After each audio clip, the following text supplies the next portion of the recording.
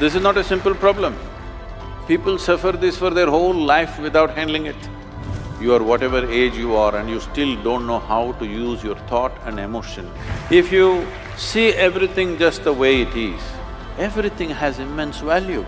Life is not a race. If life is a race, you must get to the finish line soon.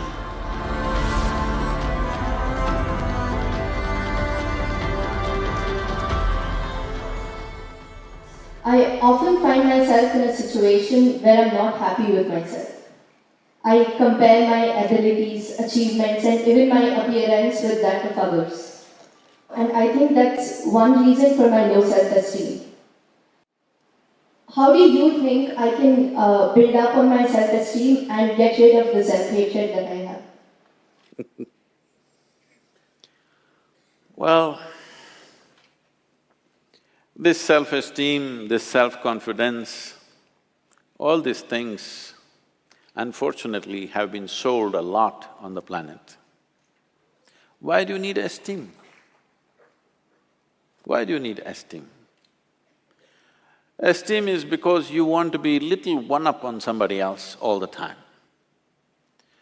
Unfortunately, our education systems were made like this, right from kindergarten. Who is first, who is second, who is third? You want to be first. So, your sense of happiness is only when everybody is doing worse than you. What kind of life is that?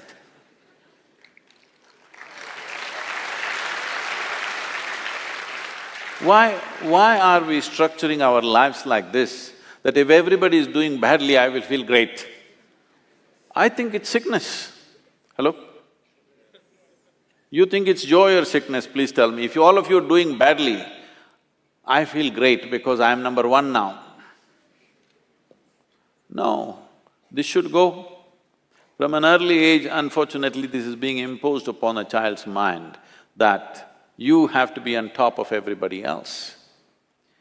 This is like, I want you to just imagine if this happened to other creatures. Let's say it happened to the plants and trees and animals.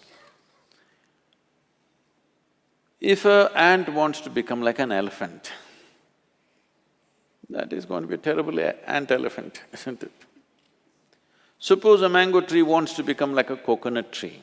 It will be a horrible mango tree because with one branch like this, no mangoes will come out of this. A mango tree is like this, a coconut tree is like that. That's how it should be. This has happened because in so many ways, people have put these things into your mind, what is good, what is bad, what is high, what is low, what is up, what is down. Because of this, you have never paid attention to every aspect of life in the sense. Maybe humanities people and lawyers and what are you? Huh? Oh, the accounting people. You never paid attention to these things. I spend a lot of time paying attention to all kinds of creatures, ants and grasshoppers and worms and everything. If you observe, let's say an ant, or let's pick up something little more than an ant, like a grasshopper, it's easier to see him. If you look at him carefully, whoever created this grasshopper has paid as much attention to a grasshopper as they have paid to this one. Please pay attention and see. When the source of creation has given equal attention to ant and you, who the hell are you to think an ant is a lowly creature and you are some superhuman being?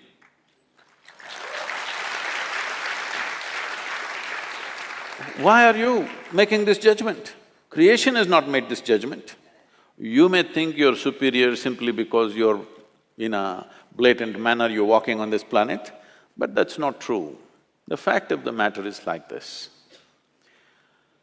See, if all the worms on this planet, right now if all of them die, all the worms, in about 12 to 18 months, all life on this planet will cease, everything, including you and me.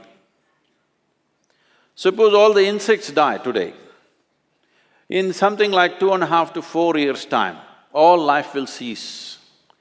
But if all the human beings die, the planet will flourish.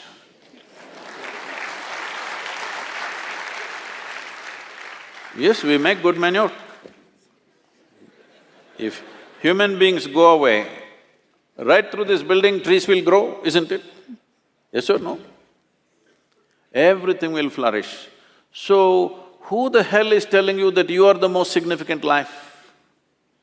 This idea that the cosmos is human-centric is a stupid idea. In this cosmos, even this solar system is a tiny speck. Tomorrow morning, if the entire solar system evaporates, nobody will notice it. That's how small it is. In that tiny speck, planet Earth is a microspeck. In that microspeck, Bengaluru is a super microspeck.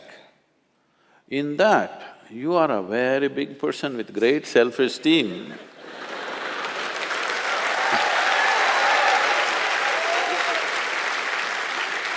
This is not a simple problem. People suffer this for their whole life without handling it. Essentially, it is just this. You have gotten yourself into a place where most human beings are in this place, you get yourself into a place where you cannot handle your own thought process and your emotion. That's all. You meet 50, 60-year-old people, they've still not figured how to handle their thought and emotion. These are basic faculties. When the hell are you going to learn how to use your thought and emotion? Suppose you're 20 years of age and you still don't know how to use your fingers, people will say you're handicapped, isn't it? You are whatever age you are and you still don't know how to use your thought and emotion, are you handicapped too? Hello? Are you or are you not? You are, you're crippling yourself. Why has this happened? Is simply because you have made unnatural divisions in the existence, which don't exist anywhere else except in human mind. Yes? Nowhere else does it exist except in human mind. Because you're a little girl, can I call you a little girl? Yes, you can. I'm telling you the boys, she's not a little girl, for me, she's a little girl.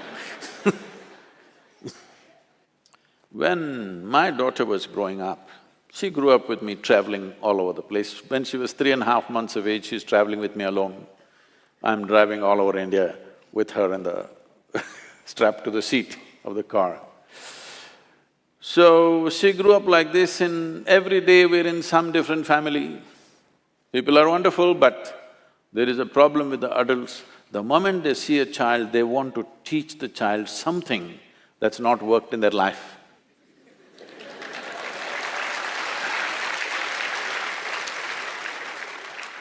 You should see, this urge is so compulsive. The moment they see a child, they have to teach. They have to teach. So I made one rule, see, you can play with her as much as you want, you can talk to her, but nobody is going to teach her anything. But Sadhguru, she won't learn anything, ABC at least 1, 2, 3. I said, no 1, 2, 3. Then they said, she won't know how to count even her fingers. I don't care. If she doesn't know how to count her fingers, as long as she knows how to use her fingers, I don't care. She thinks she has 1,000,000 fingers, what's my problem? But they want to teach 1, 2, 3, ABC, Mary had a little lamb. I said, I don't care whether Mary had a lamb or no lamb. You're not going to teach her anything. So nobody taught her anything. She's all ears, everybody treated… because if you have nothing to teach, you have to treat somebody like your equal. So she grew up. By the time she's 2.5, 3 years of age, she can speak in terms of remembering about 700 to 800 names, all adults. She thinks they're all her friends, because everybody spoke to her like she's an adult. And I would not have sent her to school, but my schedule went totally crazy and I had to put her in some school. So when she was 12, 13 years of age, one day she came back home and something that happened at school disturbed her. So she came and came to me and said, you're teaching everybody so many things, you're not telling me anything. I said, see, I don't do it unsolicited. Now that you've come, just sit down. This is all you have to know. Never look up to anybody. She looked at me like this, what about you, kind of thing. I said, especially me, because the moment you look up to me, you will miss it completely. If you look at me just the way I am, there is a lot of value to it. If you look up to me, what will you do? Probably take my picture and nail it to your wall, like you nailed so many people who are of value in this world. You just look at me for what I am, don't look up to me, and never look down on anybody. This is all. Never look up to anything, never look down on anything. If you see everything just the way it is, everything has immense value. Everybody has a place and value to their life, isn't it? Every creature has value. Because we did not realize that, how many things we have destroyed in this world? Simply because we think this is valuable, this is not valuable. There is nothing here that is not valuable, everything has its value. Maybe you are not able to see it. So don't set yourself up like this, you versus the rest of the world. It's a bad competition to get into. You want to be number one on this planet. It's a horrible place. Everybody below you and you up. Is it a good place to be? I think it's a sick place. This attitude of wanting to be ahead of somebody needs to go. Well, for fun in a game or something you compete, that's different. Life is not a competition, life is not a race. If life is a race, you must get to the finish line soon. If you think life is a race, you must be at the finish line today, I can tell you how. You want to go there? No. This is not a race. This is a tremendous privilege that we have come as human beings. This means our ability to experience life is of a much larger proportion than any other creature on this planet. That is the significance of who we are, yes? We can experience life in many more vivid ways than how an ant can experience, how a grasshopper can experience, how somebody else can experience. This is our privilege. Instead of experiencing life, we are trying to win the race. If you win the race, you should be in the crematorium today. You don't need any self-esteem. In this culture, if you don't know this, there may be people with names like this, there will be one Ramadas, one Krishna Das, one whatever. What this means is people are consciously taking the name of being a slave, because a joyful, willing slave is a tremendous human being. Only somebody who's been enslaved by somebody is a different matter. But willingly, I'm willing to do whatever is needed in this world, is a wonderful slave, isn't it? I'm one.